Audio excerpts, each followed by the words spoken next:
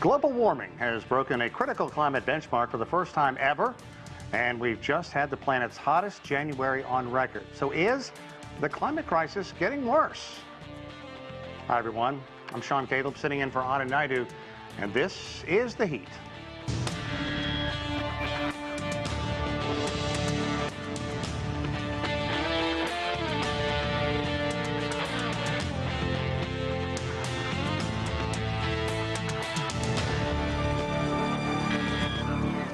Well, so far, 2024 is shaping up to be another critical year in the ongoing climate crisis. Measurements from Europe's Copernicus Climate Change Service is showing that the period from February 2023 to January 2024 was the hottest 12-month span ever recorded. And what is critical is that the global average temperature rose above 1.5 degrees Celsius. That is considered an important marker by climate scientists. Global warming and the climate crisis continue to impact communities across the globe. We're going to begin with this report from CGTN's Francis Coe in San Diego.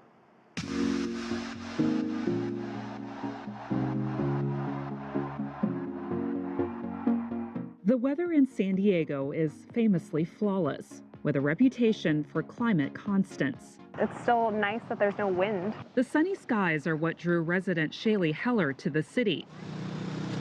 But over the past 6 months, America's finest city got a wake-up call. This month alone, not one but 2 rounds of atmospheric rivers pounded San Diego and other parts of California. These fire hoses of moisture unleashing torrential rain and fierce winds. A month earlier, an unexpected and ferocious storm dumped nearly 7 centimeters of rain on the city, its rainiest day ever in January since 1850. The torrent once again catching residents and forecasters completely off guard. The biggest weather surprise of them all came last August, when a tropical storm made a direct hit on San Diego County, the first time since 1939. We had massive king tides. The tide was actually coming up onto the boardwalk and washing sand, seaweed, all these things onto the boardwalk that I had never seen before. It is a rare event. The historic moment was no surprise to UC San Diego climate science professor Shangping Xie. In the past, the area's moderate water temperatures would prevent storms from gaining strength. But with temperatures warming year by year, Xie says storms like Hillary will be more common. Winter storms are going to become more kind of intense in terms of rainfall. Professor Xie's office at the Scripps Institution of Oceanography overlooks the Pacific Ocean, a constant reminder of the urgency of his research. The changes we are experiencing, we are witnessing, are happening at a rate, unprecedented rate. So in lifetime, basically, or even shorter than lifetime. So the coastal communities in California are facing difficult choices.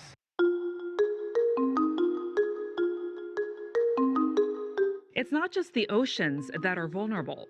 San Diego is actually one of the hotbeds of biodiversity in the entire world.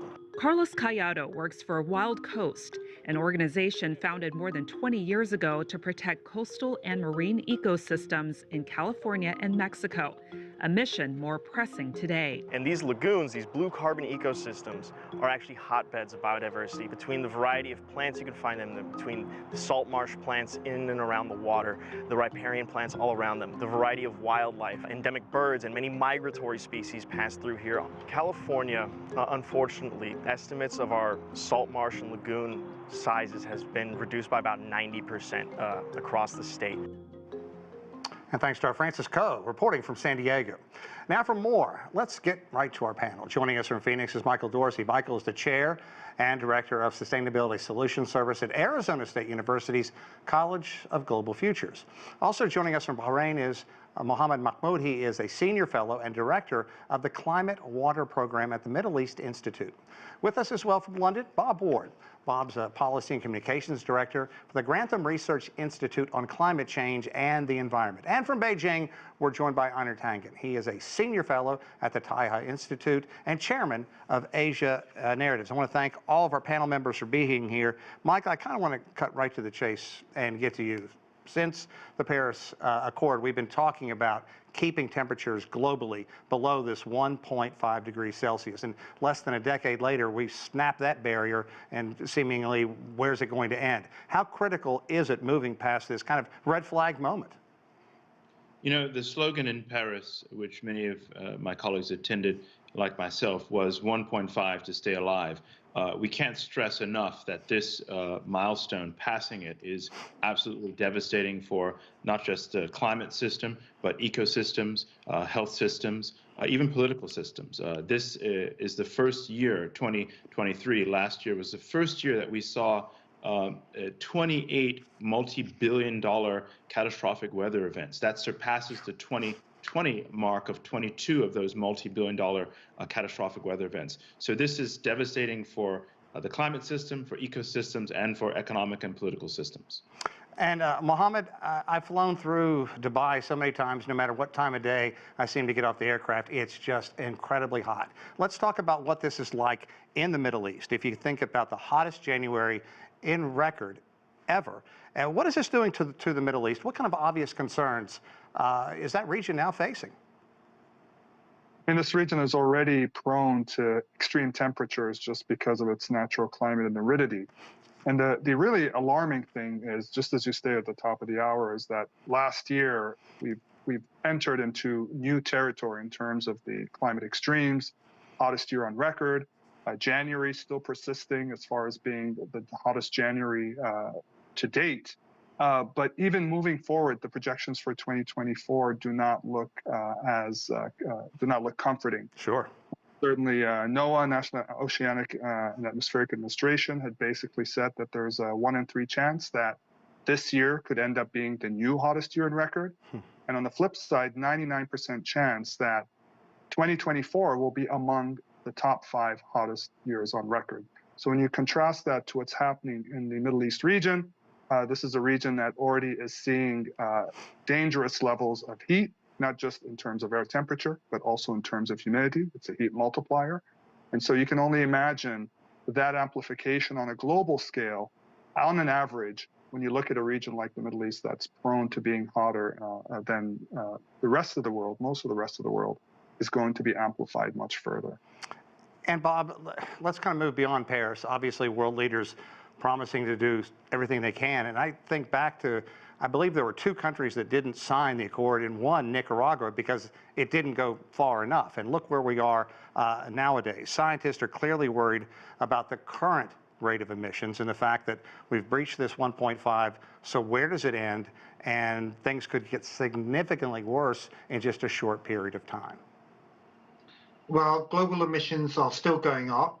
So countries are simply not delivering on the promises they made in Paris and ever since. And it's not like nothing's going on. There is a lot going on around the world. There are many countries that are moving away from fossil fuels. Remember, burning fossil fuels is the main driver of climate change. You cannot solve climate change without tackling this problem. But the problem has been that we just don't have political leaders who are prepared to push more strongly enough on the policies we need. And as a result, we're going to see increasing suffering all around the world until we get not just a bit lower than now, but down effectively to zero emissions. And that's going to take us a few decades to get there. Until then, climate change will just get worse and there'll be more suffering around the world. Bob, I want to follow up, because the United States has more deniers in powerful positions than any country, arguably, on Earth. And when you talk to a lot of Republican conservative lawmakers, their eyes glaze over when you start talking about the future, when you start talking about climate change, when you start talking about how significantly the atmosphere has been warming up. One, what is your level of frustration to see this happen time and time again? And it makes me wonder, don't these people have children or grandchildren concerned about the future? I mean, at what level does it actually hit a nerve and make people think and act? Well, I'm afraid we have a problem in all of the liberal market economies. That's the United States, Canada, the UK and Australia, where there's a strand of conservative ideology where it means denying the facts around climate change. And what they're essentially doing is putting their own extreme ideology ahead of the best interests of the public. And I'm afraid that it's just highly irresponsible. And I think at some point, people are going to work out that they're being duped. But I have to say, the prospect of a potential second term for Donald Trump should worry us all, because Donald Trump does deny the science of climate change and will do nothing to try and stop it. Yeah, I think it's well documented that he basically undid everything that he could. Einar, moving on to you, let's talk about the urgency for these records that are just being shattered. China, one of the major polluters, along with the United States. What is China doing to reduce its dependence on burning coal and not building more coal-burning plants? Well, there's a couple of things. First, domestically, as you talked about in terms of coal, what they've been doing is shutting down a lot of old coal plants that were putting out a tremendous amount of smoke and carbon dioxide, and replacing them with more efficient ones, with the idea that eventually they're going to push more towards getting rid of those. And this is going to happen through the marketplace. China is going to be responsible, is already responsible for reducing the cost of transitioning to new energy sources by 20% globally. That's $6 trillion out of an estimated $29 trillion that has to be spent to move over. So by bringing down the cost of wind power, of solar, et cetera, what they do is they make it more attractive, both domestically and internationally, to make that movement. But there's still a lot of work to be done. China cannot do it all by itself. $100 billion a year that's supposed to materialize from the West is not, unfortunately, especially, and this affects a lot of developing countries who do, in fact, need this help to make the transition. Einar, I'm glad you brought up marketplace, because China is clearly the leader in so many fields. Their EV industry doing well, and also getting a lot of interest from other nations, also solar and wind power. And in the United States, we just had a very cold snap in January, early February, and what we saw were lithium batteries just freezing up and not being able to operate here in the United States. And that fed into this fear of, oh, everybody keeps saying do away with internal combustion, go to electric. Well, look what happened. How do you convince the people who just won't get it through their heads we have to move forward? And what can the rest of the world learn from what China's doing right now? Well, unfortunately, Sean, I mean, you're talking about one river that is going to be very difficult to cross. People have this belief that it's not climate change, that this is just some sort of left-wing ideological trap to try to spend money in areas that don't need it. What it's going to take, unfortunately, is a crisis, and that is exactly what we're heading into. Every year that you have this increased heat, you're getting more people who are saying that, look, this is a problem. Remember, there are still about 10–15% of the world who believe that it is in fact flat. And this is one of those areas where some will never be convinced. But the important is the majority, in fact, are. And when you talk about technology, interesting fact to keep in mind. China is now the world's largest manufacturing hub. It's 30% of the world's total production. That's more than the next 9 combined, whereas the U.S.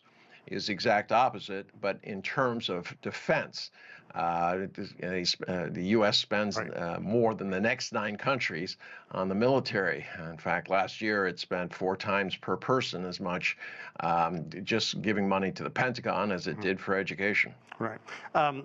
Michael, the last headline that I read before walking out here, it talked about some 40 cities in the United States are going to set heat records today. We're already talking about 100-degree temperatures Fahrenheit in the state of Texas. California is still mopping up after flood after flood after flood. We talked about earlier, our guest said, until there's a crisis, people aren't going to act. I mean, what more do people need? I've got to push back a little bit, Sean. I think it's certainly true that crises do motivate folks. But in terms of how you characterize the political leanings of folks, we've got in this country both Republican and Democratic governors and politicians that are pushing this stuff forward. In the state of Georgia, Republican governor there, he's built and has been backing one of the largest module solar panel manufacturers in this country. Very good point, yeah. Representatives in North Carolina, states like West Virginia, all Republican-led, that are pushing these policies aggressively. We've also got Democrats that are leading on this. The fact is that certainly crisis drives this, but right now the smart money is on the innovative investments in clean energy and clean tech. That's going to continue to be the case year on year. 2 years ago, we saw the first $1 trillion in renewables in history of humanity. Last year, we saw that almost reach $1.5 trillion, and this year we're on course to see $2 trillion. Last year, that almost $2 trillion was about $1.8 trillion. So the smart money is already on the clean green stuff. It's going to continue to be, and it's largely agnostic of the politics. And we can ignore the sort of the minority of these denialists, crackpots and so forth. Really, what people are going to be focused on. But can you ignore them? I mean, they have a platform. It's easy to ignore a super minority of folks that are insignificant in terms of the money. These $1 trillion investments are, I would say, transpartisan, post-partisan. What we actually really need to focus on is actually much more. Folks on across the political spectrum aren't doing enough, fast enough, and fierce enough, and that's a fact. As opposed to that denial is something that was something certainly from the 20th century. It's no longer increasingly the case as we roll into the 21st century. But what we're hearing from those who were denying it is that, okay, it's coming, but we don't have the ability to change it at this point. But you did talk about the smart money, clean green, but we also have effects. Global effects, weather effects. How much of this is to blame on El Nino, Michael? I think El Nino is certainly playing a part, but in terms of our priorities, I think we've got three really important priorities. We've got to be focused, we got to be fierce, and we got to be fast. What do I mean by focus? We know that this climate crisis is uneven. It affects different populations disproportionately. Those that are least responsible for the problem bear the biggest brunt of the crisis. So we got to put resources in those marginalized communities. We got to be fierce in terms of getting out resources and investments that are fit for purpose and scale. And we got to be fast. We can't hold those investments and take too long to dole them out. That's one of the challenges right now of moving the Investment Renewal Act monies out of this current administration in the U.S. We got to be faster getting those monies out, and that's beginning to happen. Okay, Mohammed, I would like to get you to follow up on what you've been hearing from some of our guests in terms of money, in terms of technology, because you talk to some if you focus on some countries, say in Northern Africa, they don't have all this money, they don't have the technology at their fingertips, and North Africa is already suffering drought. How critically important is it right now for the world to come together for the sake of areas like North Africa? Yeah, I'm glad you set that up, because I was actually going to pull on a thread that Michael had set up, which is the reality is I think people are not realizing how fast things are changing than what was probably originally envisioned in terms of the acceleration of warming. And as a consequence, a lot of our actions on the climate action side have been more reactive than proactive. Certainly when you think of mitigation in terms of how do we reduce emissions, that side has to be more proactive, because if we're trying to bend the curve in terms of limiting global warming, average global warming to 1.5, or if we completely blow past that to 2 degrees Celsius, that requires deep cuts, as was mentioned earlier, in terms of emissions and transitioning on energy. And things like adaptation are the things that should be somewhat more reactive in terms of, as we try to bend the curve, do implement adaptation measures that allow us to deal with an interim. But what's actually been happening from my perspective is we've been doing mitigation almost reactively. If you look back at what happened at COP28, all this investment in terms of climate financing, all these different measures and plans to try to fasten the energy transition across different parts of the world, that should have happened years in the past. Right. Certainly at the rate that they're trying to implement that to, the goal being to try to bend the curve by 2030, it's not looking very promising that we can do that in the span of the few years left before we hit the beginning of the next decade. Mohammed, we've talked a lot about fierce storms, flooding, drought, but what we haven't talked about the result of that, and especially on the continent of Africa, we're talking about food security. So how critical is it to face these climate change issues in the sense of making sure you can take care of millions of people who need to find some sustainable way to move forward? Absolutely. I mean, it's going to exacerbate conditions, right? So if you use the example of Africa in terms of food security, that's completely connected to the timing of water resources availability. If we look at high elevation surface systems. That's going to affect snowmelt. That's going to affect volume of runoff and when it occurs. Similarly, when we think of the growing season, longer summers because it's going to be warmer is going to shift the farmers and agriculturist's ability to grow crops and harvest them. Same thing when we think of towards the end of the summer traditionally being warmer waters, sort of accumulating heat, leading to more storms. That could shift into earlier parts of the summer. So a lot of the cycles, human cycles in terms of agricultural growth, water use, et cetera, that depend on these natural cycles could completely go out of whack because of how warming could shift that, especially as we continue to have record-breaking heat and temperatures moving throughout the year. Bob, I think the next thing we're going to hear is the 2 degrees centigrade. And talking about that right now may be alarmist, but what can you say about that? And in listening to the discussion for the past 21 minutes, what do you think we haven't focused on that really needs to be brought out? Well, the main thing to realize here, although we've had the Copernicus European Service make its measurements showing we've already crossed the 1.5 threshold, the other measurements around the world are showing we haven't quite got there yet. And it's the trend in temperatures. If you take away the El Nino effect, the question is how much will we see temperatures drop compared to what we've seen this year. So we still have a bit of time, but the window is very short. And the reason why scientists are so worried about these thresholds is it's taking us closer to major thresholds in the climate where we start to see truly catastrophic impacts becoming inevitable or irreversible, such as destabilization of the polar ice sheet in Greenland and West Antarctica, which could add then several meters of sea level around the world. Now, it wouldn't happen overnight, but it would become essentially inevitable, and that would have huge consequences. So we have to be focused on stopping climate change as soon as we can and investing much more and becoming more resilient to the impact. Because let me stress this, until we get to net zero emissions of carbon dioxide, concentrations go up, the impacts grow, and that unfortunately means we've got several decades ahead of us of impacts getting worse and us having to get more resilient to that. And that's going to cause increasing suffering, and it's going to cost us increasing amounts of money to deal with. Bob, I really like what you talked about by kind of changing patterns in this trend in weather, because over the past decade or so in the U.S., we've been introduced into a couple new weather names, polar vortex, which we used to call cold snap when I was little, but now that the jet stream is wobbling, we're getting that moving way down. And then secondly, atmospheric rivers. I mean, just that name sounds terrifying. Are we going to have to, is this going to be the new norm? Well, the problem is that we're conducting this massive experiment that we don't know what the results will be like. We're taking the climate well beyond anything that civilization's seen. Remember, human civilization was created in the last 12,000 years since the end of the last ice age. Right. We're now pushing the temperature that we've ever experienced. So we don't really know what to expect, and there are going to be nasty surprises. If you start messing with the world's climate system, you start interfering with a lot of the other patterns, including the jet stream, which controls a lot of weather systems in the northern hemisphere. You're going to start interfering with oceanic circulation. There's increasing concern, for instance, that the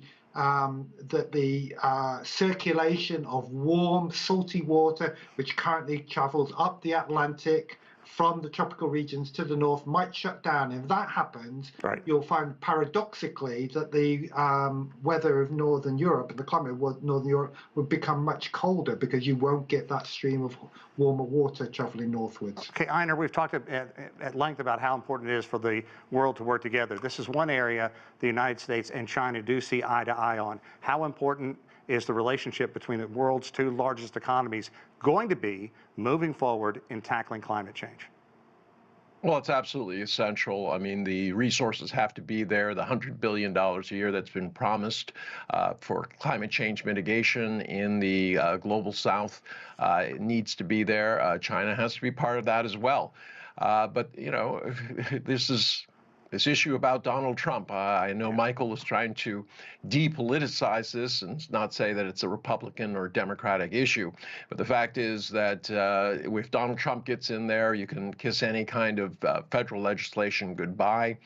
There will not be any kind of cooperation going forward because he doesn't believe in it. Yeah. And he's going to be looking at what he thinks are the dollar and cents issues and talking about instituting tariffs and things like that. And right now, the scary reality is that he, in fact, is looking like he's going to be the next president, barring the U.S. Supreme Court saying that he can't be.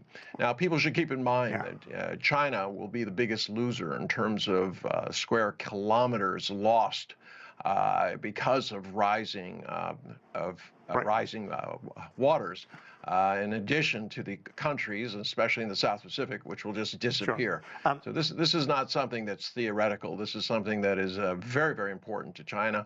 The U.S. obviously is feeling the brunt of it, but it's not going to be hit as hard as China is. So you know, this idea that somehow China is happy about this, not true. Yeah. Okay.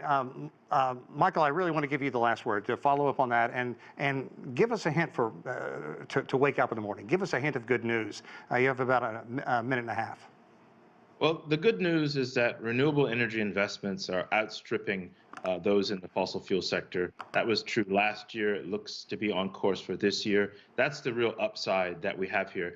We also have to accelerate those investments to get out ahead of this problem. Really, we don't just have a climate crisis, we've got a poly crisis, we've got impacts on biodiversity, we've got impacts on social, economic, and political systems, and we've got to increase the amount of money that we put into those solutions like clean energy. Yeah, real quickly, what about the impact on oceans? You've talked about coral reefs that are dying off. They do so much to knock down a storm surge. Also, about 1/4 of all sea life lives in those. If we keep killing off those, what happens? Look, the impacts on oceans are as catastrophic as on the overall climate system.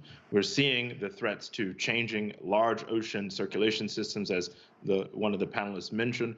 Those have catastrophic effects on entire continents, Europe as well as others. So it's absolutely threatening and challenging and dangerous and something that we've got to keep our eye on. But the upside is that we've got much more interest and investment, real money moving into what's clean and green and renewable. And that hopefully is going to win the day in the end. Okay, so much more we could have got to. Climate refugees, I'm sorry we didn't get a chance to dip into that, but I'd really like to thank our panel. Wonderful job breaking this down for us, making it very understandable, and giving us a hint of good news to move forward. It has been a great discussion. Thanks again for joining us on this edition of The Heat.